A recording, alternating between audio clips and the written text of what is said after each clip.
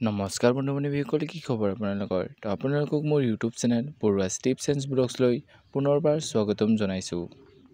তো যিসকল বন্ধু-বান্ধৱীয়ে আছাম পুলিচৰ ABUB, কামাণ্ডো, APRO, ADRE এই অসম চৰকাৰৰ চাকৰিত অনলাইন এপ্লাই কৰিছে, তেওঁলোকৰ বাবে এটা বহুতেই ইম্পৰ্টেণ্ট আপডেট লৈ আহিছোঁ।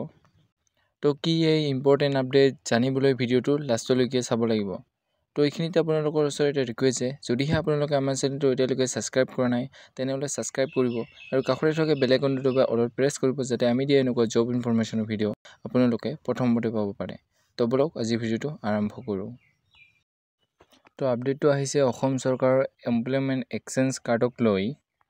তো যোৱাকালি ইয়াৰ বাবে আপডেটটো আহিছিল যে এই বৰ্ষৰ 2 জানুৱাৰীৰ পূৰ্বে নিয়োগ বিনিময় কেন্দ্ৰত যিসকল পঞ্জীয়ন কৰিছিল তেওঁলোকক অহা 15 আগষ্টৰ ভিতৰত সেৱা সেতু পৰ্টেলত পুনৰ পঞ্জীয়ন কৰিবলৈ অনুৰোধ জনোৱা হৈছে। লগতে ইয়াত এইটোও কোৱা হৈছে যে যিসকল কেণ্ডিডেটে 15 আগষ্ট 2024 তাৰিখৰ ভিতৰত সেৱা সেতু পৰ্টেলত পুনৰ পঞ্জীয়ন নকৰে তেওঁলোকৰ পঞ্জীয়ন বাতিল কৰা হ'ব।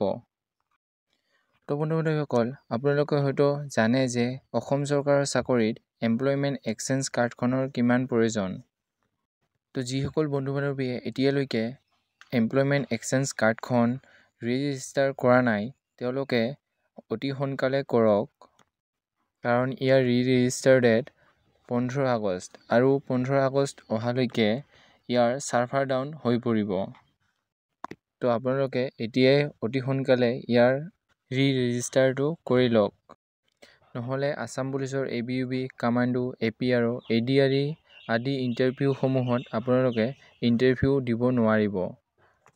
তো আপোনালোকে সেৱা সেতু পৰ্টেলত গৈ ইয়াৰ ৰেজিষ্টাৰ কৰিব পাৰে। তো এইখিনি আছিল আজিৰ ভিডিঅ'। যদি ভিডিঅ'টো চাই ভাল পালে তেনেহ'লে লাইক কৰিব, কমেণ্ট কৰিব, বন্ধু-বান্ধৱীসকলৰ লগত ভিডিঅ'টো শ্বেয়াৰ কৰিব, যাতে তেওঁলোকে ইনফৰমেশ্যনটো পাব পাৰে। তো আজিলৈ ইমানেই। জয় হিন্দ, জয় অসম।